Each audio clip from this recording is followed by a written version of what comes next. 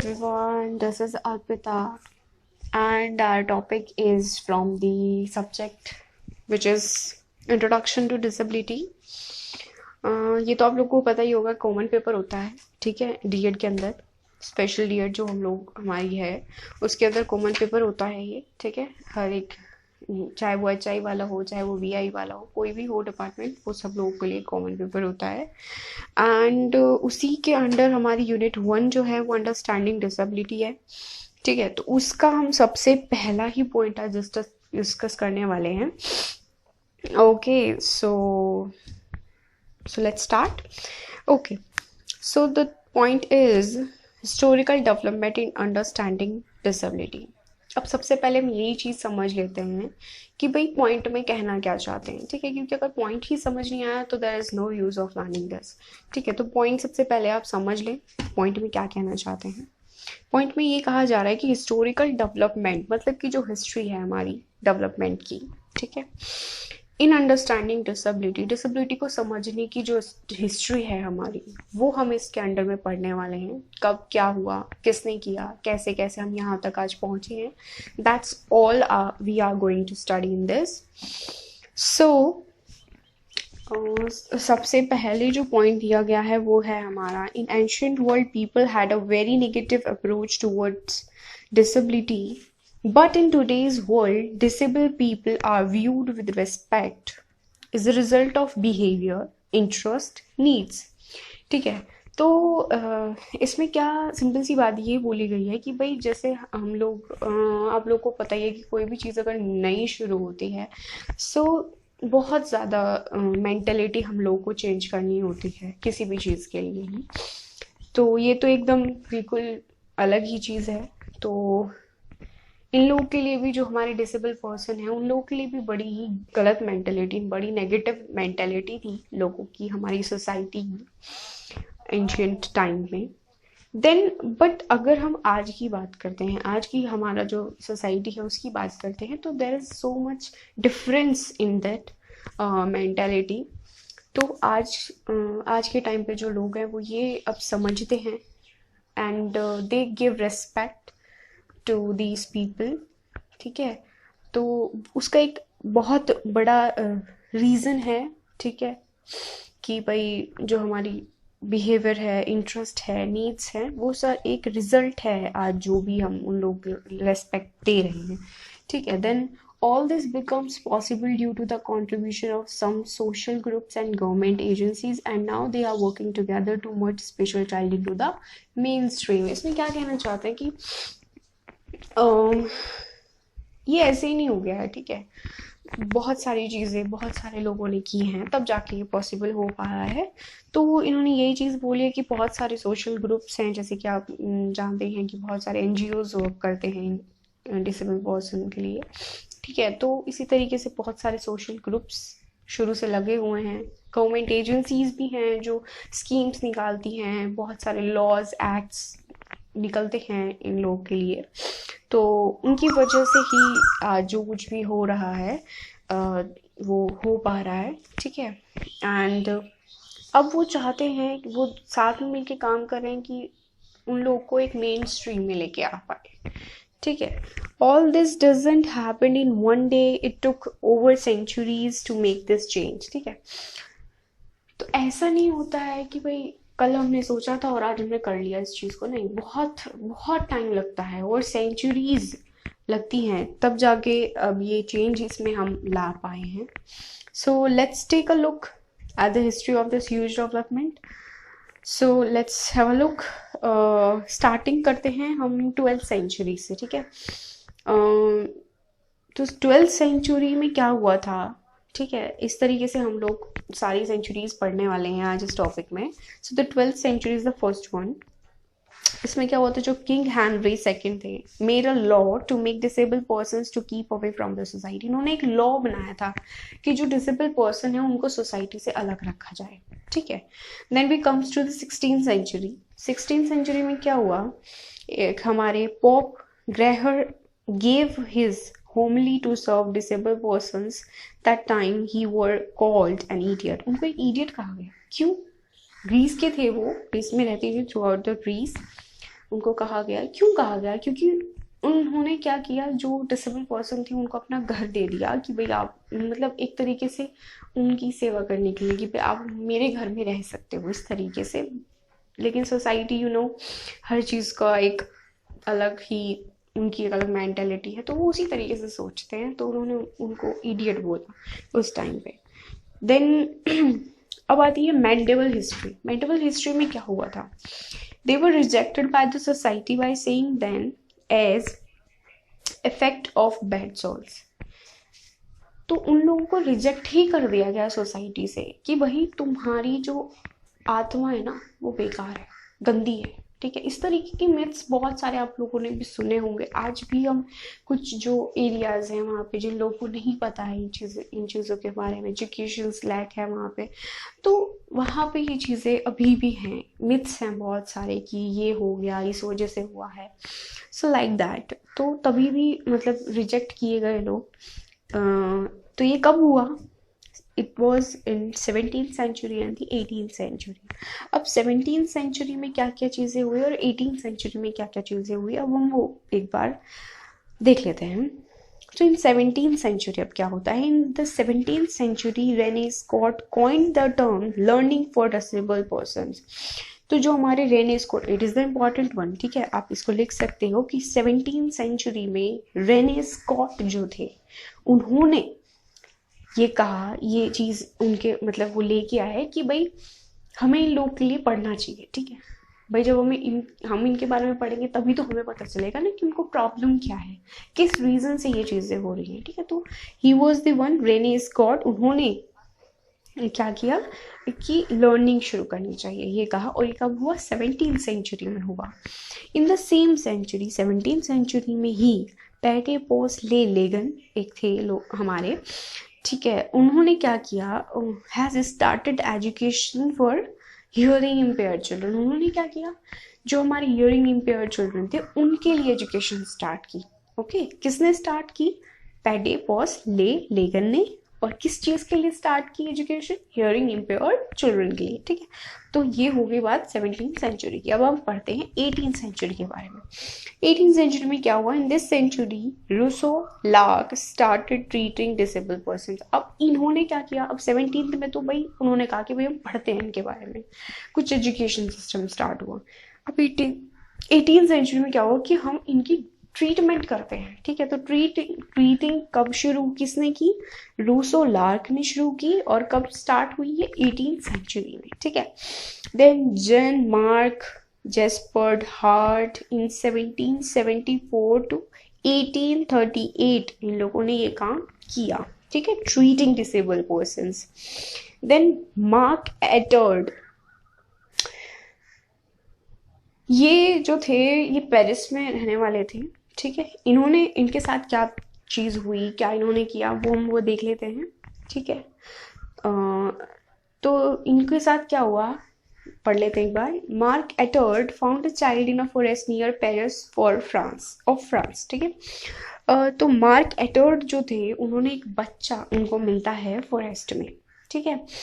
This child couldn't speak, वो बच्चा जो था वो बोल नहीं सकता था, ठीक है।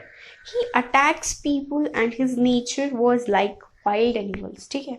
वो अटैक करता था लोगों के ऊपर और उसका जो नेचर था वो वाइल्ड हो गया था। अब आप सिंपल सी चीज़ें सोच सकते हो कि अगर आप कुछ बोलना चाहते हो और आपको कोई सुन ही नहीं रहा है, समझ ही नहीं पा रहा है आपकी चीज़ें, कई बार ऐसे भी होता है ना कि हम भी मतलब किसी को कुछ कहना चाहते हैं लेकिन हम कहते नहीं हैं, ठीक है, ये अपने अंदर रखते हैं, तो हम कहीं ना कहीं उस चीज़ को फ्रस्ट्रेटेड फील करते हैं अपने अंदर, और वो किसी का गुस्सा किसी पे भी निकल जाता है कई बार।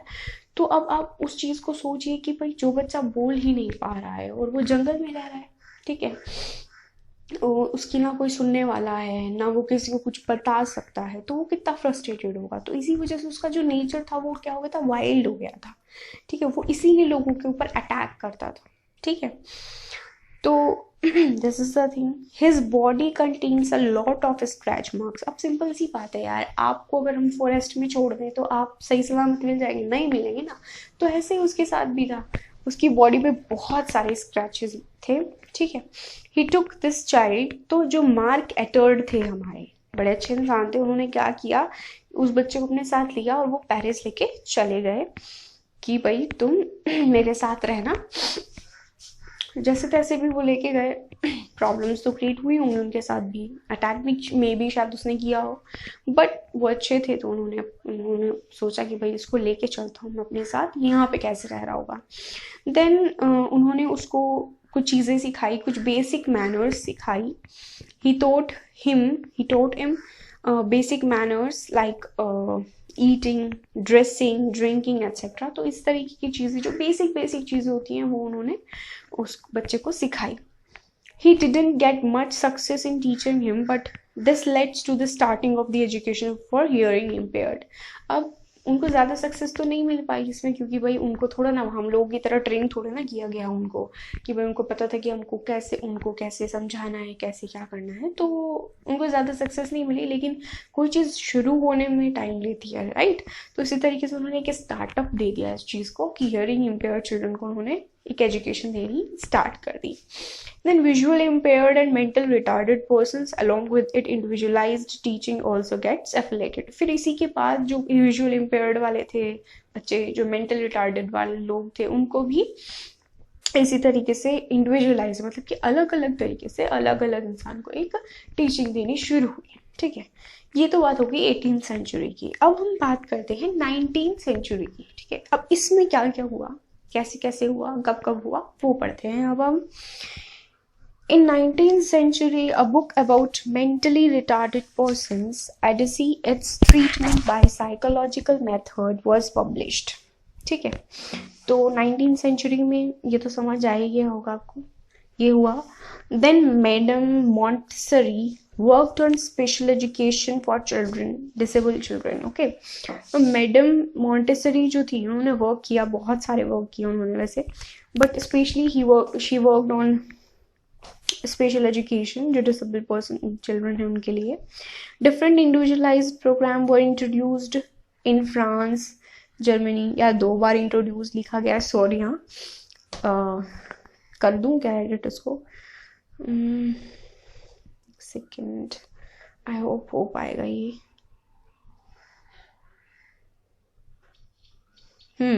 हो जाएगा, सेकेंड, कोई गलत कर दे क्या पता, so I think should do it।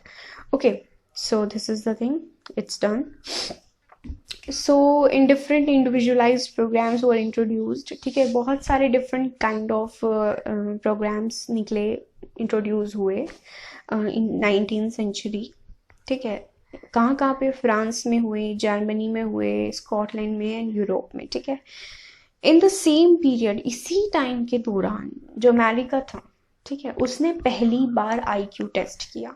ठीक है, फॉर द फर्स्ट टाइम, इसमें लिखा हुआ है in the same period America tested IQ for the first time. Okay, so this is the thing. Then in this period child born with disability were murdered in Greece and Rome. इसी पीरियड के दौरान क्या हुआ, in 19th century only we are learning, उसमें क्या हुआ कि ग्रीस और जो रोम था हमारा, वहाँ पे जो बच्चे होते थे इस तरीके के, जो डिसेबल बच्चे मतलब पैदा हो जाते थे, तो उनको मार दिया जाता था। गलत बात है ना, बट वही वाली चीज़ है कि what we can do, it's a history of 19th century. तो रीज़न क्या था अब भाई उन बच्चों को मारने का? रीज़न था कि reason behind this was that disable persons couldn't fight a war. ठीक है, तो अब ग्रीस एंड रोम जो था, उन लोगों उनके जो वहाँ पे बच्चे ऐसे होते तो उनको इसलिए मार दिया जाता था क्योंकि वो लड़ नहीं सकते थे किसी भी वार के दौरान। ठीक है, तो इसलिए उनको मार दिया जाता था। Then next point is in 1784 William Tinling started first school for the visual impaired. ठीक है, विजुअल इम्पेयर्ड के लिए फर्स्ट स्कूल इन्होंने चलाया। कब चलाया? 1784 में। और किसने चलाया? विलियम टिनलिंग ने। ठीक है, इसको थोड़ा सा अपना सही तरीके से याद कर लेना, it's important. Then next point is in 1816 to 1863 Hohengarben arranged residential facility for the children with special needs। तो इन 1816 से लेके 1863 तक जो होहेनगार्बन थे हमारे, उन्होंने क्या किया, अरेंज की बहुत सारी चीज़ें जो भी रेजिडेंशियल मतलब कि रहने के लिए जो चीज़ें चाहिए होती हैं, ठीक है, खाने पीने की कोई मतलब बहुत सारी चीज़ें होती हैं, कपड़े उपड़े ऑल दैट। तो वो सारी रेजिडेंशियल जो चीज़ें थी, वो फैसिलिटीज़ उन बच्चों के लिए उन्होंने उनका अरेंजमेंट किया। किसने किया, होहेन गैल्विन ने किया, जो स्पेशल नीड्स के बच्चे थे उनके लिए, ठीक है। देन डेरोटेडम sample OB and Henry Telwar done scientific research in the field of mental retardation. तो इनके नेम आप लर्न कर सकते हैं, एंड ये लर्न करना इम्पॉर्टेंट है कि किस फील्ड में रिसर्च की थी उन्होंने, मेंटल रिटार्डेशन में, एंड AAMR was established, ठीक है।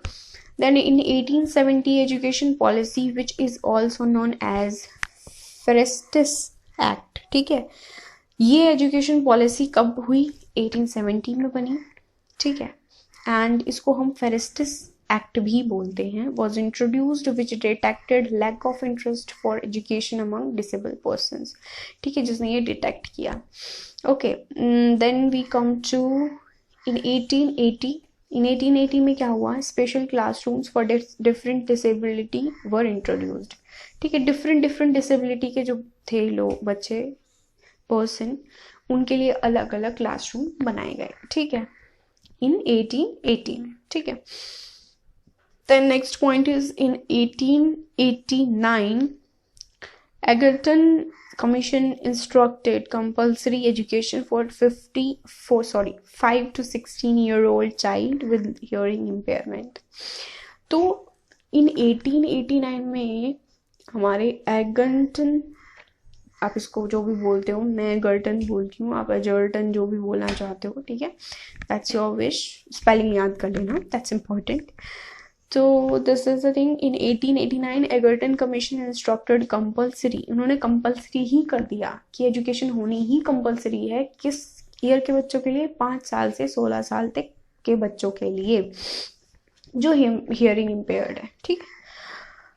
Then in 1883 laws was formed to merge special child with the mainstream of the nation. तो देखिए अब लॉ बन गया हमारा इन 1883 में कि भाई जो हमारे स्पेशल बच्चे हैं उनको मेन स्ट्रीम में लाया जाए, ठीक है, जो नेशन का मेन स्ट्रीम है उसके अंदर ही लाया जाए अब, ठीक है। तो मर्ज करने की एक लॉ आ गया हमारा इन 1883 में, ठीक है। Then in 1905 Alfred Binet and Simon developed intelligence test, ठीक है। तो इंटेलिजेंस टेस्ट जो था वो कब हुआ था, डेवलप्ड 1905 में हुआ था, और किसने किया था, एल्फ्रेड बेनेट एंड सेमन, ठीक है। ये बहुत इंपॉर्टेंट है मेरे अकॉर्डिंग, तो ये आप नेम भी लर्न कर लें, एंड क्या उन्होंने डेवलप किया वो भी लर्न कर लें, एंड कब डेवलप किया वो भी लर्न कर लें। So the next point is in 1913 Royal Commission Mentally Deficiency Bill।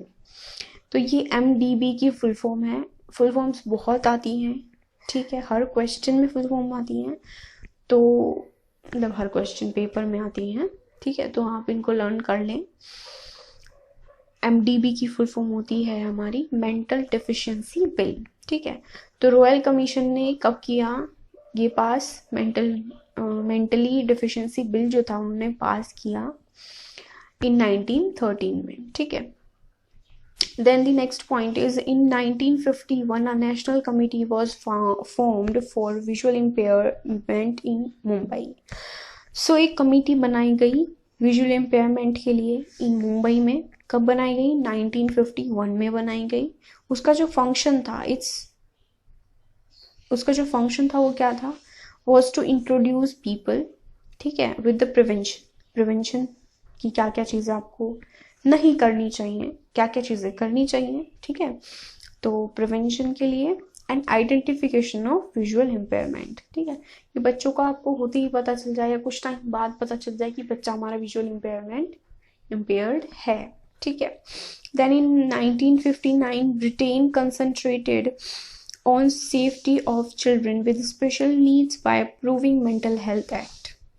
In 1959 में जो ब्रिटेन कंसंट्रेटेड ऑन सेफ्टी, उन्होंने सेफ्टी पे बात की चिल्ड्रन की जो स्पेशल नीडेड हैं, by approving mental health act, ठीक है, मेंटल हेल्थ एक्ट के।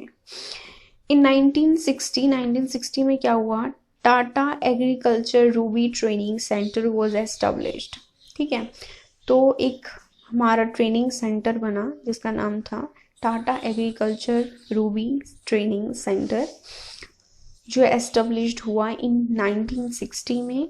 कहाँ पे हुआ सिचुएटेड, ये भुवनेश्वर में। इसका काम क्या था, ये काम करता था विजुअल इम्पेयर्ड लोगों के लिए, ठीक है। In 1963, a school for blind was also established in Shadra, New Delhi. 1963 में एक स्कूल ओपन किया गया, किसके लिए, ब्लाइंड जो बच्चे थे हमारे उनके लिए। कहाँ पे एस्टेब्लिश हुआ ये, शादरा में, न्यू दिल्ली में जो शादरा है वहाँ पर, ठीक है। The federation for the welfare of mentally retarded, अब ये फुल फॉर्म है हमारी FWMR की फुल फॉर्म है हमारी क्या, federation for the welfare of mentally retarded, ठीक है। was also established to serve to collect resources and merge visually impaired persons into the mainstream. तो अब जो फेडरेशन है जो हमारी वेलफेयर मेंटली रिटार्डेड लोगों के लिए है, वो एस्टेब्लिश्ड हुई किस लिए, कि जो रिसोर्सेज हैं वो कलेक्ट किए जाएं उन्हीं के द्वारा, ठीक है। वो लोग मतलब ये काम करते हैं कि रिसोर्सेज जो होते हैं वो कलेक्ट करते हैं विजुअल इम्पेयर्ड पर्सन्स के लिए, ठीक है, और उनको मेन स्ट्रीम में लाते हैं, ठीक है। तो ये काम करते हैं वो। इन 1960 to 70 a positive change occurred among society. तो अब देखो इतने सालों बाद, अब इतनी सेंचुरीज के बाद एक पॉजिटिव जो चेंज आया, क्या आया वो, बहुत सारे प्रोग्राम्स बनाए गए गवर्नमेंट के द्वारा। तो अब क्या हुआ, many programs were also introduced by government to empower persons with special needs. अब उनको हम empower कर रहे हैं, ठीक है। इन 1960 to 70 में ये चेंज आया। अब 1970 में क्या होता है, education for all handicapped children act was approved by reforming, ठीक है। अब ये प्रूव्ड हो गया, कब हुआ अप्रूव, 1970 में हुआ।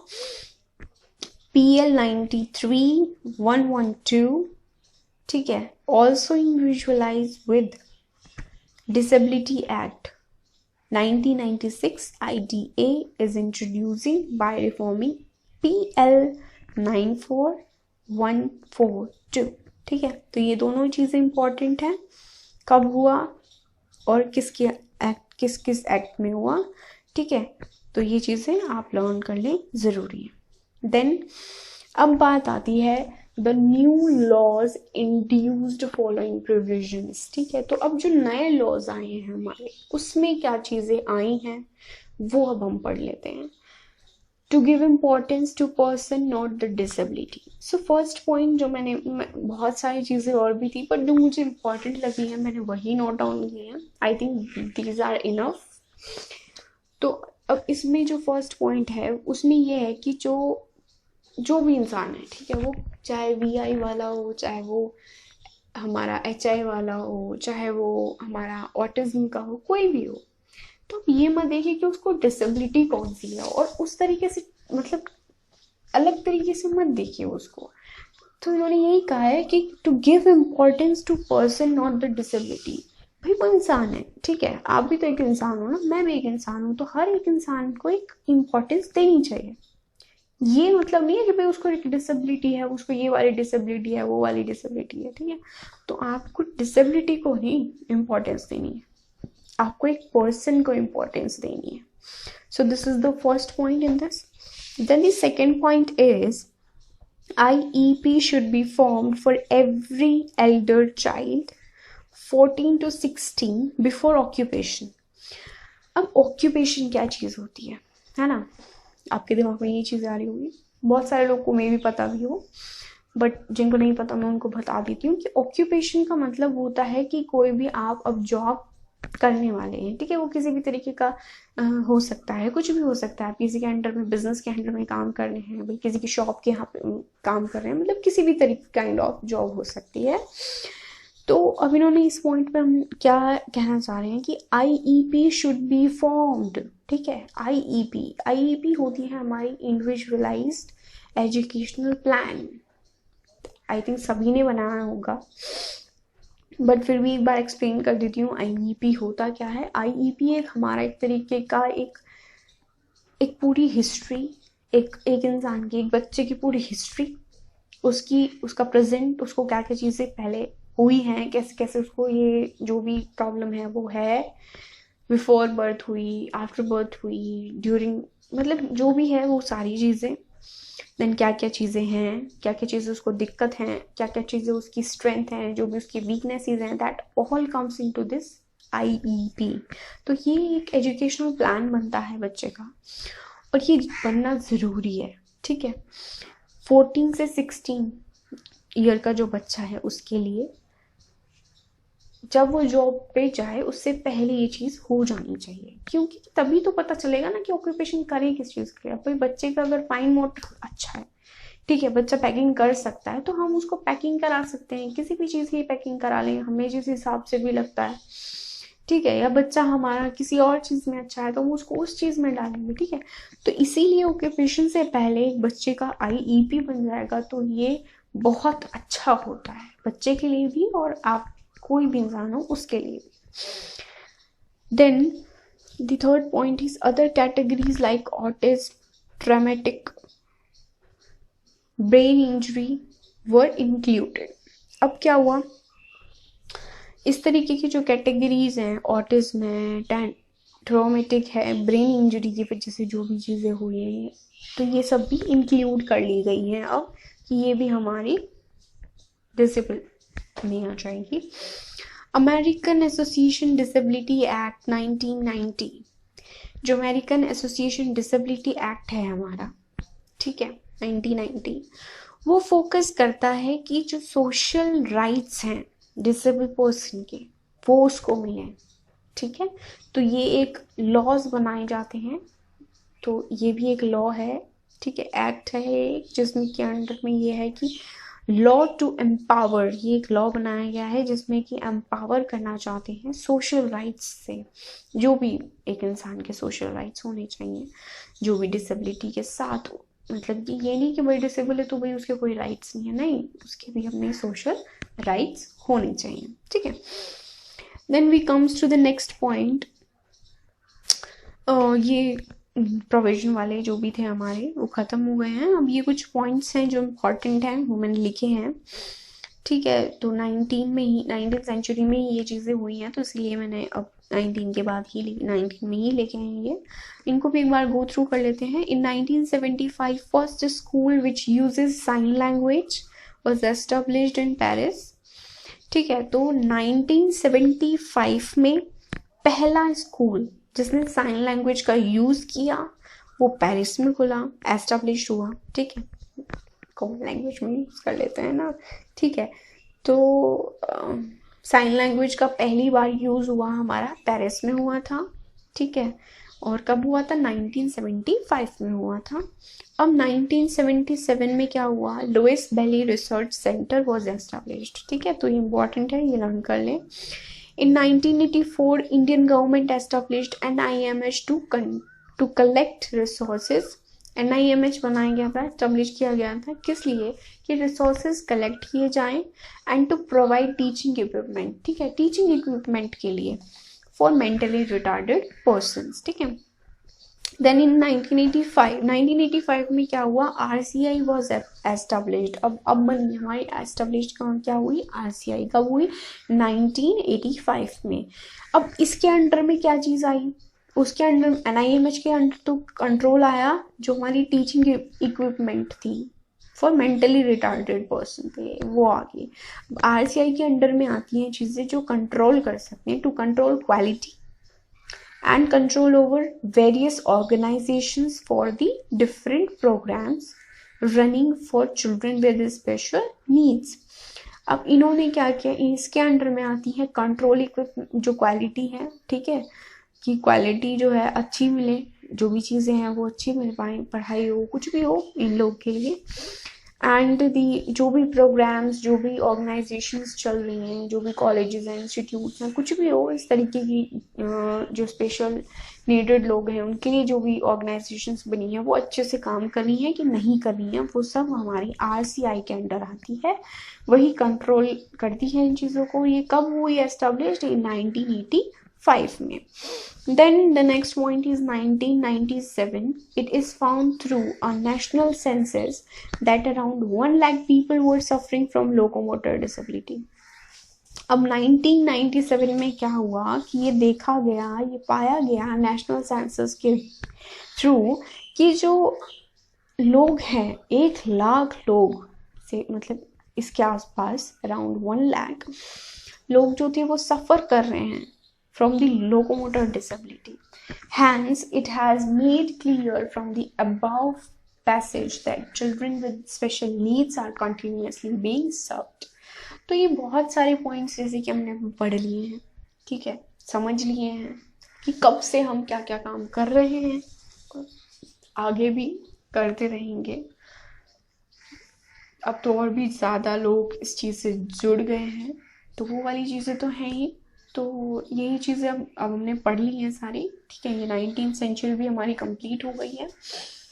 तो that's it, thank you for watching, this was Arpita. Okay, so I hope अच्छी लगी होगी वीडियो, आई होप कि समझ आया हो। नहीं समझ आया हो, कुछ क्वेरीज हो, किसी भी तरीके की कुछ भी प्रॉब्लम हो, जो भी आप कहना चाहते हैं, please comment in the comment box.